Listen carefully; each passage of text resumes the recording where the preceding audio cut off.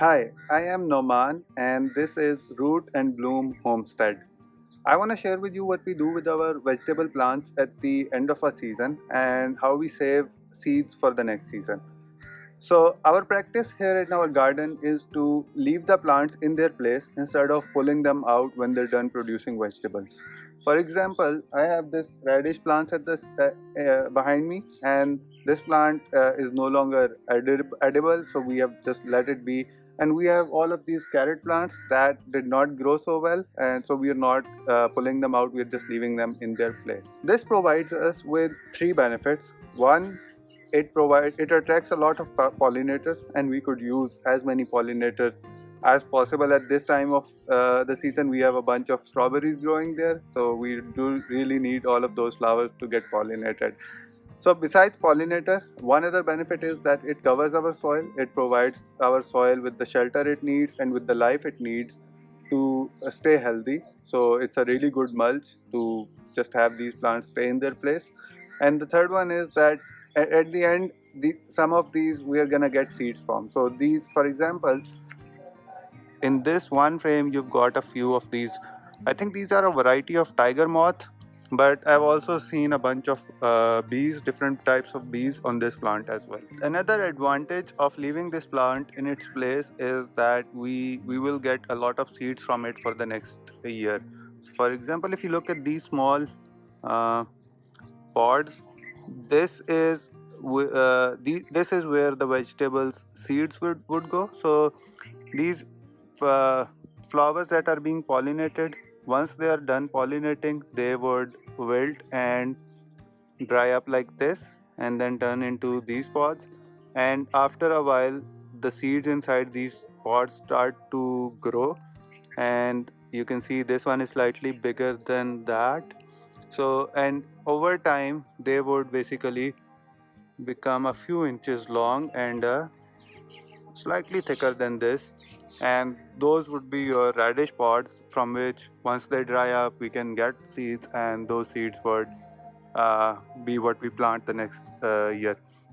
And the reason we save our own seeds for this is that um, we grow multiple varieties. So for example, this season we grew three different varieties of radishes. This was green neck radishes, this here is watermelon radishes, and on the back there we have French breakfast radishes. So we grew these three varieties in our garden this year because last year I planted five varieties, and out of those two did not perform really well for our garden, and these three did really well. So this year I am growing these three. So with regrowing your own seeds, we get with you get to basically really identify the varieties that do really well in your garden and then just plant those every year. And having those pollinators is really important at this time of the year because we have got all of these strawberry plants that are starting to produce flowers and fruits.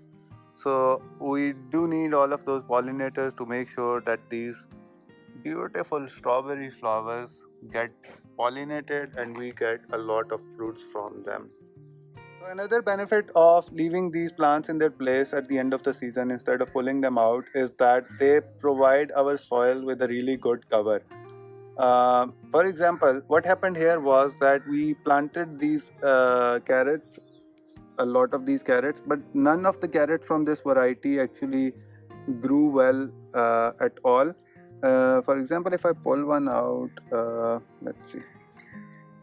If I pull a carrot out, you'll see that the size of the carrot on this plant is not good at all, and we couldn't eat these. So instead of pulling these out, we left these carrots in their place, and they're keeping our soil covered. Their roots are providing the soil with all the circulation, with all the insects that it needs.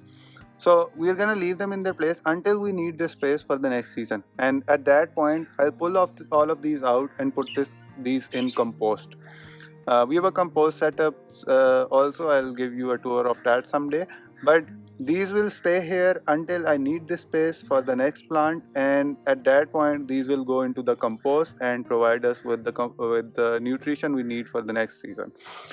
And so my plan is to plant peppers and tomatoes and basil here. So until my pepper, tomato and basil seedlings are ready to be transplanted, these carrot plants will remain here and provide our soil with all the support it needs.